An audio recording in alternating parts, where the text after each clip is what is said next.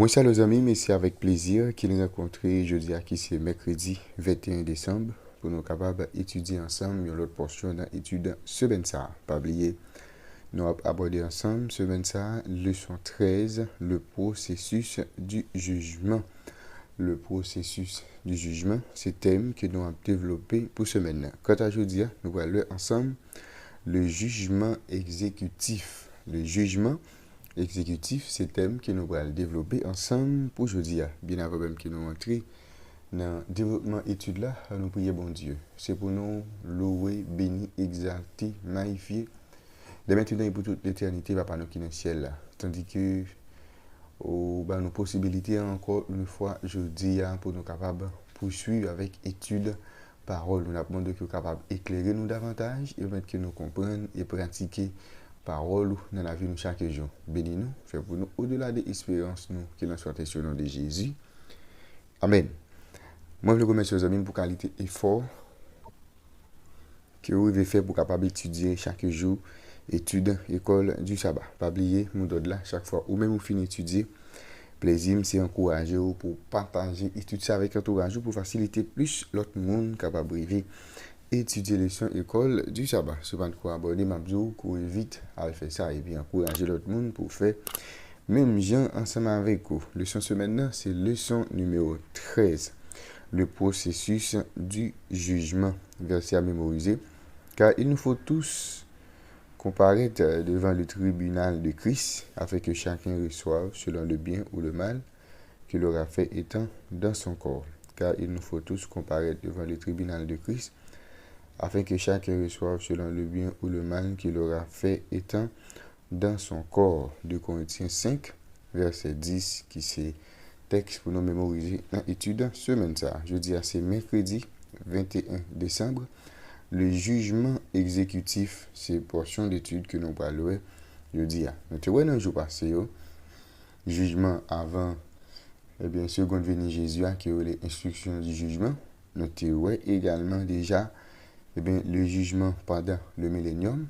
Nous parlons jeudi à, ça nous le jugement exécutif. Au Moyen-Âge, mon nous a une forte tendance à décrire bon Dieu comme étant un Dieu, comme étant un juge qui sévère et qui remet venger, qui remet punir. Je dis à mon yo gen une tendance pour décrire bon Dieu comme étant un père et comme étant un père aimant et permissif qui pas jamais punir petit Dieu. C'est comme ça je dis à mon yo ouais, bon Dieu. Pourtant, l'amour sans justice, il va le transformer en chaos, en désordre. Tandis que justice sans l'amour, il vient devenir une oppression, il vient devenir ça nous relève l'esclavage. Processus jugement, bon Dieu, c'est un mélange parfait de justice et puis miséricorde, qui découle toutes deux de son amour inconditionnel. Jugement exécutif là, c'est intervention punitive finale et irréversible de Dieu dans l'histoire humaine. C'est-à-dire, là, vous parlez de jugement exécutif, c'est le moment que bon Dieu peut punir. Ok, monde qui pas fait volonté, c'est-à-dire monde sérieux, il y a pour yo détruire à jamais, c'est-à-dire il pas jamais retourner à la vie. Des jugements punitifs limités avaient eu lieu, par exemple, l'expulsion de Satan et de ses anges rebelles du ciel. C'est-à-dire, nous, bon Dieu, qu'on exerce des jugements déjà. Et nous avons preuve là, ni dans l'Ancien Testament, ni dans le Nouveau Testament. Nous, bon Dieu qui expulsé Satan avec tous les anges rebelles dans le ciel là, dans l'Apocalypse 12, verset 7 à 12. Nous, bon Dieu qui expulsé Adam et Ève dans le jardin d'Éden. Nous, déluge là, destruction Sodome, Gomorrhe. Nous, la mort des premiers-nés d'Égypte. Nous, tout la mort Ananias et Saphira. C'est-à-dire, pas un cap surprendre nous. OK?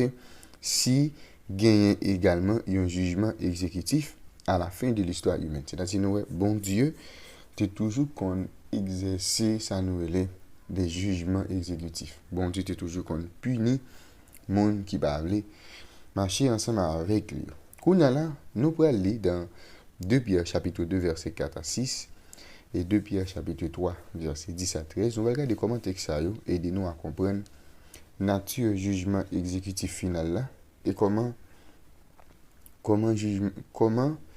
eh bien implique-t-il l'idée de la réalisation complète du jugement par opposition au fait qu'il dure éternellement, ce qui sera une perversion de la justice et non une expression de celle-ci.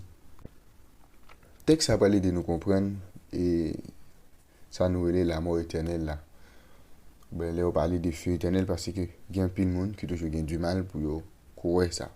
C'est-à-dire justice bon Dieu pas permettre que monde rester éternellement à bouler dans l'enfer, mais justice bon Dieu qui permettre que monde ça n'est pas exister encore. On allait dans 2 Pierre chapitre 2 verset 4 à 6. Car si Dieu n'a pas épargné les anges qui ont péché, mais s'il les a précipités dans les abîmes des ténèbres, il les réserve pour le jugement. S'il n'a pas épargné l'ancien monde, mais il a sauvé Noé, lui huitième, ce prédicateur de la justice, lorsqu'il fit venir le déluge sur un monde d'impie, s'il a condamné à la destruction et réduit enceinte les villes de Sodome et de Gomorrhe, les donnant comme exemple aux impies à venir. Le texte, c'est 2 Pierre 3, versets 10 à 13. Le jour du Seigneur viendra comme un voleur. En ce jour, les cieux passeront avec fracas. Les éléments embrasés se dissoudront et la terre, avec les œuvres qu'elle renferme, sera consumée.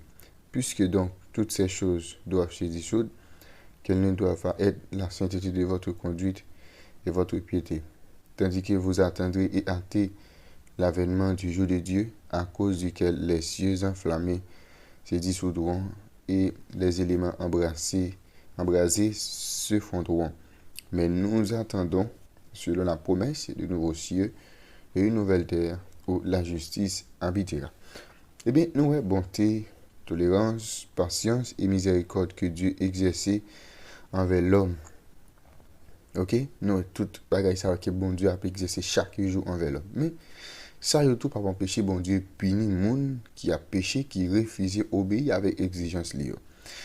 Ce n'est pas à l'homme un criminel devant la sainte loi de Dieu, pardonné seulement par le grand sacrifice qu'il a accompli lorsqu'il y voyait petit Jésus vient mourir dans la place nous-mêmes qui étaient coupables.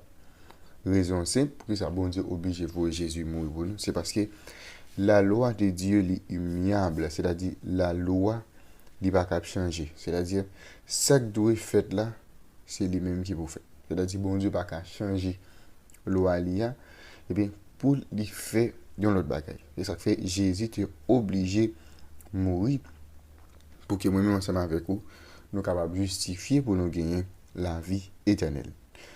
Tout ça que bon Dieu est capable de faire pour sauver l'humanité de la perdition éternelle, il fait.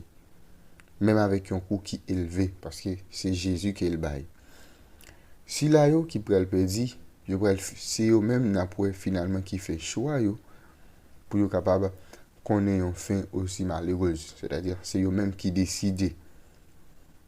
L'idée que le jugement de Dieu des perdus, même l'anéantissement des perdus par opposition au tourment éternel, l'y aller à l'encontre du caractère de Dieu aimant est tout simplement fausse. Parce que c'est ça un peu le monde dit.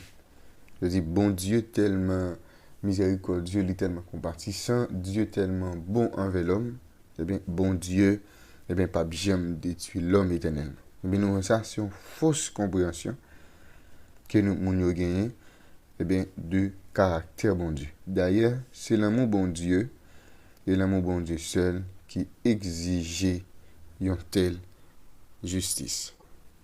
Ça veut dire, si on monde pense Dieu tellement bon, il ne peut pas exercer jugement, il ne peut pas détruire monde qui va avoir machin ensemble avec eux éternellement, ou tromper. Ou besoin de tourner vers bon Dieu, pratiquer parole, marcher ensemble avec lui chaque jour, et comme ça, on est capable de gagner la vie éternelle. On est capable d'épargner un bas châtiment éternel que bon Dieu réservé pour Satan avec les anges et puis monde qui t'a choisi marcher ensemble avec Satan. Que nous enseigne la croix sur ce que Dieu est prêt à faire pour sauver tout ce qui serait sauvé. Qui ça la croix enseigne nous? Sous ça, bon Dieu t'est prêt pour le faire, pour capable sauver, et bien tout le monde cap gagner pour sauver. Il a dit, non, ouais, pour bon Dieu sauver nous, il est obligé de battre Jésus à la croix. Tout le monde qui marchait avec Jésus, qui a accepté le sacrifice Jésus a, il a justifié. Eh bien, c'est l'unique moyen pour que l'homme capable de gagner la vie éternelle. Mais si ou même ou rejeté, malheureusement, c'est fini pour vous. Eh bien, vous pouvez subir ça nous relève le châtiment éternel, qui c'est la mort éternelle côté ou bien moi détruit, ou pas jamais retourner encore à la vie. Si l'ennemi dit comme ça, ou pas jamais mourir, eh bien, bon Dieu fait nous comprendre, si nous pas marcher dans la logique pour nous obéir ensemble avec Jésus, nous avons pour nous subir un châtiment éternel, côté nous pas jamais encore retourner à la vie. Je dis à nous avons possibilité pour nous trouver ensemble le jugement exécutif. Et bien avant même que nous allions, nous prier bon Dieu. Papa nous qui dans le ciel là, merci parce que chaque jour, vous avez instruit nous, vous avez formé nous, vous avez enseigné nos paroles. Pas quitter nous apprendre parole ça pour nous oublier. Pas quitter nous apprendre parole ça pour nous pas pratiquer dans la vie. Que chaque ça nous-mêmes nous apprendre, accorde-nous la puissance de ton esprit pour que nous soyons capables d'appliquer dans la vie chaque jour. Merci parce que tu as des prières nous. Dans le nom de Jésus, nous prions. Amen. Déjà, je te passe une très bonne journée, bonne étude et à la prochaine.